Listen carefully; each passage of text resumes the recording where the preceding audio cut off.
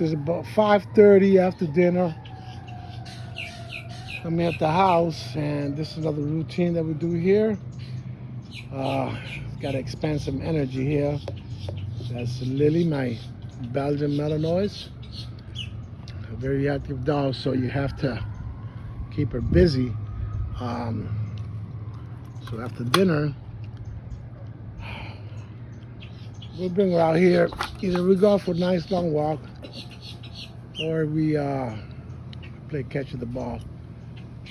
Normally we'll do the little course here, but seeing that she just ate not long ago, I won't make her run that because I'm afraid of bloat. You know, these older dogs are known for that. So you don't want them jumping around too much after their meal. But she just won't stay still, so I got to bring her out and let her run a little bit. She's pretty content with this. We can do this for about half an hour or so. She'll let me know if she had enough. She can see I have a small wall up there for her. She can go up the wall.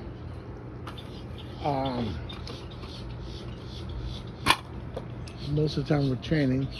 Now I just put the ball up here so you can see she'll come right up. She'll come right up, grab the ball, comes right back down. There she is. But you got to keep her busy. You know, at about 6 o'clock, she's all done, pretty much. So the one thing with these dogs is, you know, they're very trainable, especially some dogs like Lily here. She's very food motivated. So I'm switching over from food now to training her with the ball, which she loves. She loves that ball. That's her favorite ball there. But again, you know, they need structure, they need activity. And you see a lot of people talking about, well, they need all this space and all that. Well, I have a very small yard, but, you know, I have it set up so that it's comfortable enough for her and my other two dogs. You can see it is a small yard. But with the little course that I got here for her, training sessions that we do on the walks, and, you know, I'm often at the beach with them as well, it's pretty much enough. So the more activity that you give the dog, the more activity they're going to want. So it's kind of good to kind of, you know, get a pace going for them and see if that pace will work. And sometimes you don't really need to, you know, have 5 acres so they can run in. You know, they'll do just fine as long as you keep their minds going. The activity level doesn't have to be great. I mean, they don't have to be a superstar, but they'll be content. You know, they're not dogs that want to live around the house, that's for sure.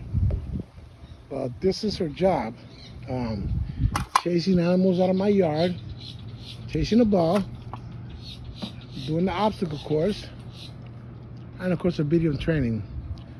That's part of her structured daily routine every single day. And she seems to be perfect. She's got no recall, I must say that. You know, I got her when she was 4 months. She was found in the streets in Tampa, malnutrition. So we have a few things that we have to kind of work through with her. And one of them is her stubbornness. She is pretty stubborn. So when she doesn't want to listen, she doesn't. But she's been a great dog so far. You know, I'm having a bit of a time working on the recall. She will come as soon as she sees food or something in my hand. She will come, but if anything else detracts her, she kind of flies off and goes her own way. But when she turns around and I'm not there, she gets a little crazy. She'll be looking for me.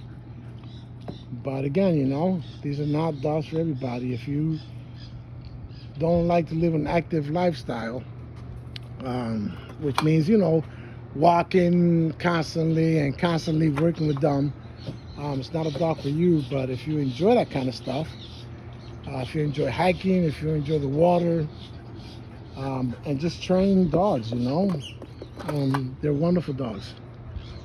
They're wonderful dogs. And here's my other girl. She's on her own. She likes hunting for lizards, so that's what she does. But yeah, it's a great breed, Belgian Malinois, not a shepherd. All right, everybody, have a good evening. God bless.